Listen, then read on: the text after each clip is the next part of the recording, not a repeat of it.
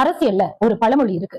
ஒரு மனிதனை ஏமாத்தணும்னா அவனுடைய ஆசையை தூண்டணும். அந்த வேலையை தான் இன்னைக்கு செஞ்சுட்டு இருக்காரு தமிழகத்தின் முதலமைச்சர் ஐயா ஸ்டாலின் அவர்கள்.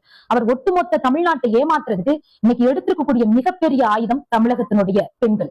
தமிழகத்தின் பெண்களை உங்களுக்கு பணத்தாசையை காமிச்சு பணத்தின் மூலமா உங்களை விலைக்கு வாங்கி இந்த தமிழ்நாட்டை அடிமைப்படுத்த நினைக்குது இந்த திமுக அரசு. தமிழகத்தின் முதலமைச்சர் ஐயா ஸ்டாலின் அவர்களை, அக்கா கனிமொழி அவர்களை, தமிழக பெண்களுக்கான உண்மையான சந்தோஷம் என்ன தெரியுமா? நீங்க ஒரே நாள்ல 5000 கொடுத்து தமிழக பெண்களை விலைக்கு வாங்க பாக்குறீங்க.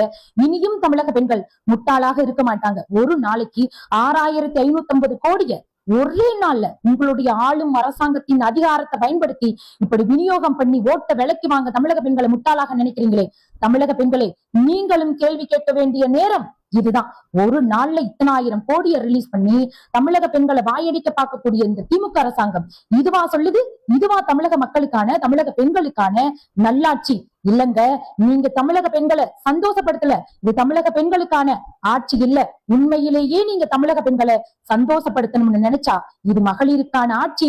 திமுக மகளிரை காப்பாற்றக்கூடிய ஆட்சினா நீங்க செய்ய வேண்டிய வேலை என்ன தெரியுமா? பூரண மதுவிலக்கு. உங்களால் இந்த ஒரு நாளைக்கு 5000 இப்படி 1 கோடிக்கும் மேற்பட்ட குடும்ப அட்டைதாரர்களுக்கு விநியோகம் செய்ய முடியும்னா உங்களால ஏங்க முடியாது. பூரண மதுவிலக்க என்னைக்கு நீங்க தமிழ்நாட்டுக்கு கொண்டு வர்றீங்களோ அன்னைக்குதான் தமிழக பெண்களுக்கான விடியல் ஆட்சி, தமிழக பெண்களை சந்தோஷப்படுத்தும் ஆட்சி. அதை செய்து காட்ட முடியுமா தமிழக முதலமைச்சர் ஐயா ஸ்டாலின் அவர்களே? அப்படி உங்களால் முடியும் என்றால் இன்னைக்கே உடனே பூரண மதுவிலக்க நீங்க அமல்படுத்துங்க. அப்படி நீங்க அமல்படுத்தினா அடுத்து நீங்கள் முதல்வராவதில் நியாயம் உண்டு. தமிழக பெண்கள் உங்களுக்கு வாக்களிப்பார்கள். தமிழகத்தின் பெண்களை உங்களுடைய புரிதலுக்காக, இந்த பணத்தை கொடுத்து வேட்டையாட நினைக்கிற திமுக ஆட்சியின் அவலத்துக்காக, உங்களுடைய ஒட்டுமொத்த புரிதலுக்காகவும் ஒரு சில விஷயங்கள் நான் சொல்றேன், கேளுங்க.